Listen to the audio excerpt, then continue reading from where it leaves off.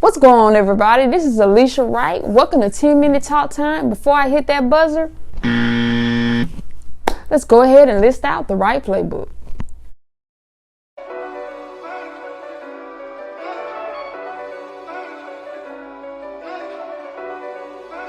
Welcome to 10-Minute Talk Time.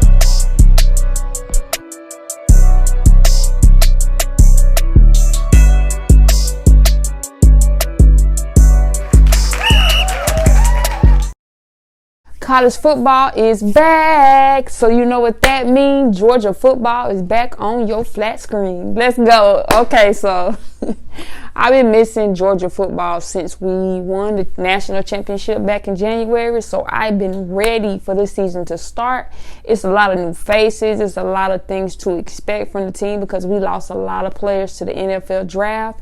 But knowing the coach that we have in Kirby Smart, he produces some of the best players. So I know that this season will be a season that we will remember once again like the previous two seasons. First and foremost, let's take a moment of silence. Because I for sure miss our offensive coordinator from this first game, the new offensive coordinator. I was not a fan of a lot of plays he was running. I know a lot of people were saying, we don't want to put all our gems in one of these low team games against one of these teams that's not in the top 25, but I still wanted to see more from my players. But like I said, I know it's just the first game of the season, so you can't expect the perfect game. It's a lot of talk that we talked about this summer, and one of the big talks was basically who's going to be Georgia's starting quarterback. Is it going to be Carson Beck? Is it going to be Vandagriff? Is it going to be Gunnar Stockton? I mean, we got a list of quarterbacks on the list, but Carson Beck was the one who won that job. In the first game, he pretty much did a decent game. He had a pretty decent game for this to be his first starting game for the Bulldogs. I think he did as good as we were expecting. He started off slow, but he was able to finish the game off with 294 yards. He had a rushing touchdown, and he also had a passing touchdown. And from the game that I watched, after watching all that he does, he has a lot he needs to improve on. He has to improve on his accuracy. He has to improve on his awareness. You can't stay in the pocket too long in the SEC. They're ready to sack that quarterback. He has to improve on making sure he has that connection with his wide receivers. He has a lot of weapons, but he has to show and prove that he is going to be quarterback one. This game, I still see that the quarterback room is going to still be like, I don't think he 100% has that position locked down because Brock, of course, played and Gunnar, and all three quarterbacks was able to show what skill they are most strong in. But Carson, overall, we know we're going to see him on the field first every game until otherwise. Brock Vandagriff, he was able to play in that second half. He threw a 56-yard pass down the field to Rara in the second half.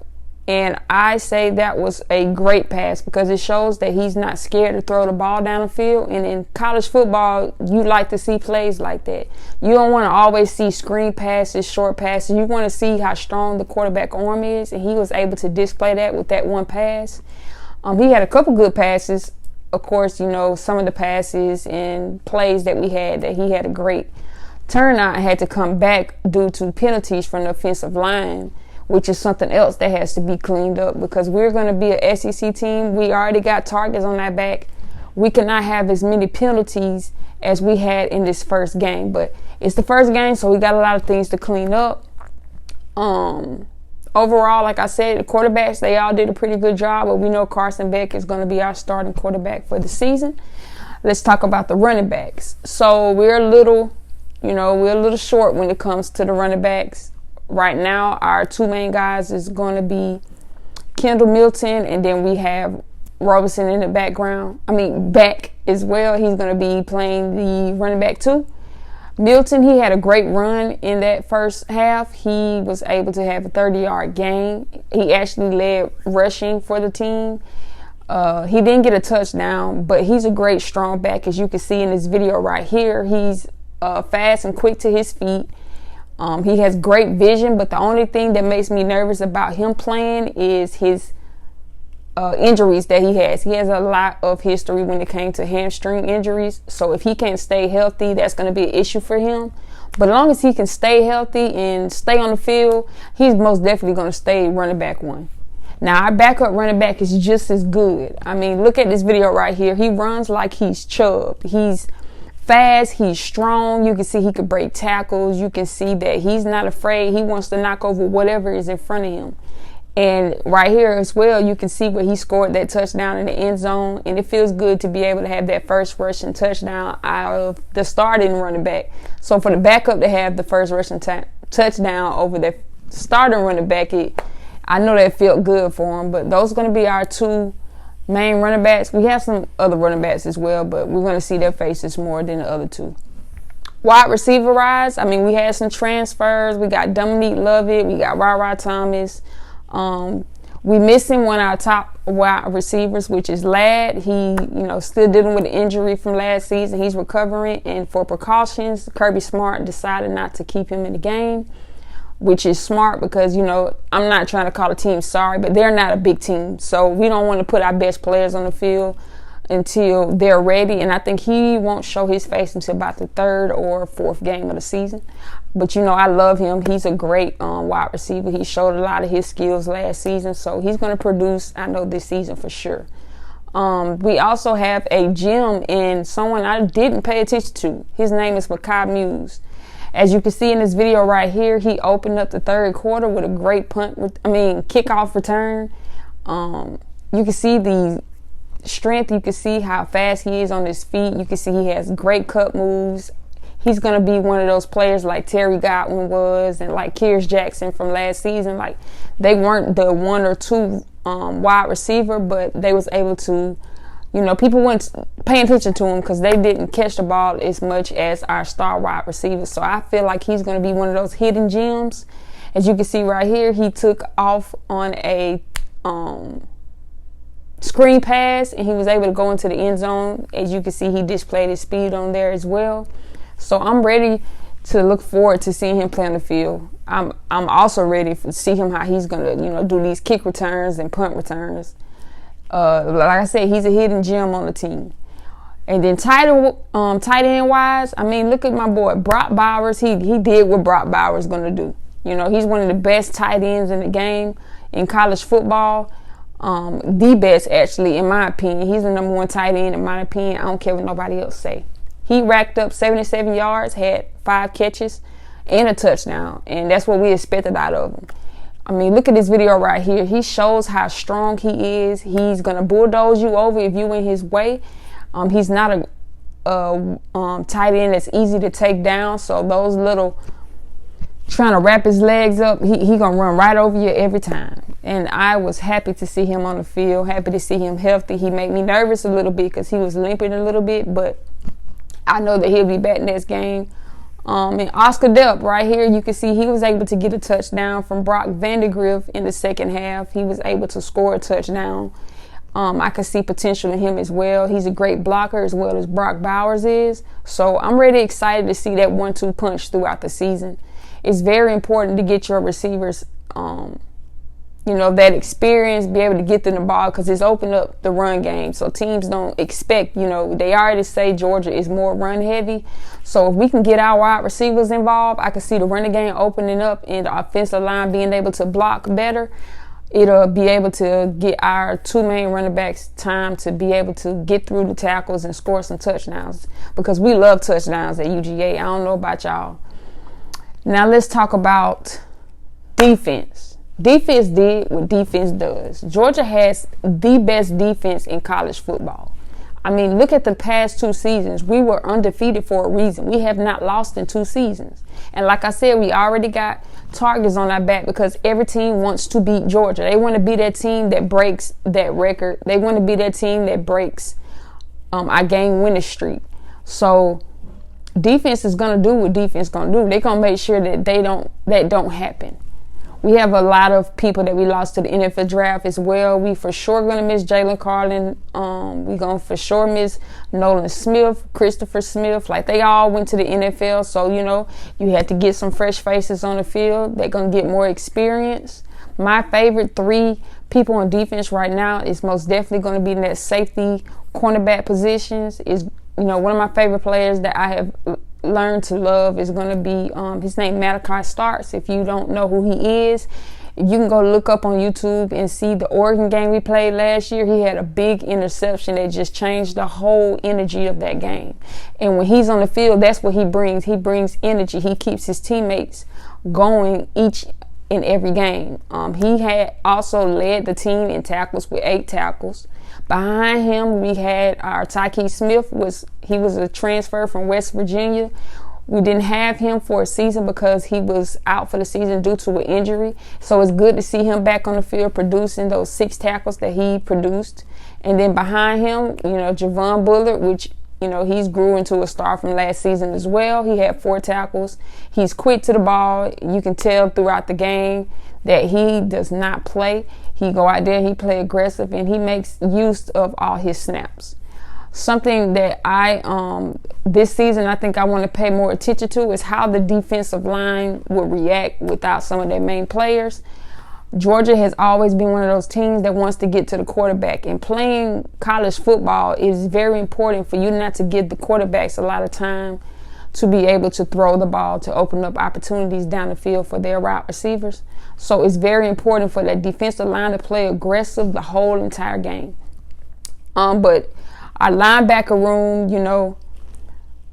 we got a lot of new faces as linebackers, and linebackers are very important at UGA. You can tell from our previous seasons, we produced some of the best linebackers in the game. Roquan Smith, you see, he went to the NFL. He plays for the Chicago Bears. Hold on, I think he played for another team now, but he was drafted to the Chicago Bears after his year at UGA. We have new linebackers, like I said, CJ Allen. He didn't play as much last season, but because we lost some of our linebackers, we're going to see him in rotation a lot. He's quick to his feet. You can tell how comfortable he is when he's on the field. So I expect a lot to see him a lot on the field. We have Munden. We have Dumas Johnson on the field. So between those 3, we're going to see a rotation. I like all 3 linebackers. I just like to see everybody have some type of experience to get them comfortable because, it's a next man up game. Injuries do happen, so they have to be ready when their name is called. Michael Williams was the only person to be able to get to the quarterback. I've always been a fan of his. It's great to see that he's getting the opportunity to be that starting player, to be able to also be able to only have the only sack of the game. I know that feels great as well. Like I said, in the secondary, we deep with our secondary. We have great players. We're going to see more of Kamari Lassiter. We're going to see more of Everett back there. And then we also had a freshman also ended the game. He was able to end the game with a pick 6. As you can see in this video right here, he was very excited. It feels good to be able to get that interception. It sparks the team up. We love turnovers. We love getting the ball from the defense because it shows that, we going to do our job. So overall, like our defense, we don't lack our defensive intensity. Like we be ready for whatever team comes our way. So I'm just going to tell y'all right now, UGA is back. We ready for whatever team going to try to come and take over because we going to get that 3-peat. I'm telling you, UGA is going to be that team that have back-to-back championships. I'm calling it here right now. So that's my take on the game that we had against UT Martin for our first game of the season. Like I said, overall, I think we had a pretty decent game. There's some things we do need to clean up and get better at, but I don't have too much to complain about. I don't think the quarterback position is locked down yet, but hey, who knows? We have a whole season, 12 games to go, so we're going to be ready. But to end this video, I was only going to talk about UGA, but we have to give respect to Deion Sanders in Colorado. I watched the whole entire game against TCU. And before I can get into Colorado, I want to talk about TCU. They lost a lot of their players to the NFL draft as well. So for them to be able to go out there and compete with a lot of freshmen on the field, it shows that, they still have skills out there. They still have players that's going to give their all. They had a pretty decent game. They had a couple interceptions in the red zone that could have been avoided to change the outcome of that game, but it's a learning experience for everybody. But Deion Sanders, I've always been a fan of Deion Sanders. I love the way that he talks. He cares about how his players produce on and off the field. But that game that they played Saturday was one game that I would hate if you missed it. It was a very back and forth game. The first half, it was iffy. It was a 3-point lead for Colorado going into halftime. And then at the halftime, both teams, they just couldn't stop scoring. And it was just like, whoever wins this game is most likely going to be who get the ball last. Deion Sanders' son, Shedeur Sanders, for sure going to be in the Heisman talk after this. This dude went out there and produced 500 plus yards, for a quarterback to be able to throw that many yards in a game. And then this is his debut game with Colorado. So he went out there and did his thing. He completed over 80% of his passes. He had 4 touchdowns. He's quick to his feet. He's a dual threat quarterback. So just as good as he is passing, he can run. But if you don't pay attention to his game, he's one of those quarterbacks where, you have quarterbacks that run, but you also have quarterbacks that likes to run to be able to get better opportunities down the field for his wide receivers. And that's one thing that he's really great at, and it's good to have. Travis Hunter as well, he had a great game, but that was expected. He played both wide receiver and cornerback for Colorado. I want to say he had 3 tackles. He had an interception in it, red zone, that was able to spark their team to go into the lead. He also had a couple pass breakups, and he had over 100 yards catching as a wide receiver. And on top of that, he played over 100 snaps. It's already hard to play one position. For him to go out there and produce the way that he produced, playing 2 positions, shows the skill that he has, and he's most definitely going to be NFL talent in the future. So it was great to see them 2 play. Their running back, Edwards, he went out there and he did his job. He had over 159 yards rushing. He had 4 touchdowns alone. And then on top of that, if y'all didn't pay attention, they had over 4 players who had over 100 yards catching. They broke a lot of records on Saturday night. And they also went out there and proved to people that, y'all talk all that talk, but can you back it up? And they was able to back it up. And Deion Sanders, he went on his interviews and said they were coming. So it's going to be interesting how their season go. I'm excited to see how everything plans out for them. And then also another stat, if you didn't know, that was their first top 20 team they had beat since 2002. So it's just like, what other record will they beat? They're a pretty good team. They got a lot of skillful players as well. So this season is going to be interesting. You got teams out here who's, like I said, Georgia is the #1 team, which they deserve to be, but we have to respect, it's other teams out here who's, just as good as Georgia, but we're going to be one until somebody, beats us, which I don't see happening. I have faith in my team, and I know that we're going to get that back to back to back. So stay tuned, man. I'm going to drop videos every single week on time. I promise you I'm excited. I'm excited for the rest of this season. I'm excited for the playoffs. I'm excited to see us back on this field in January to win us another championship. So y'all better be ready, because we coming.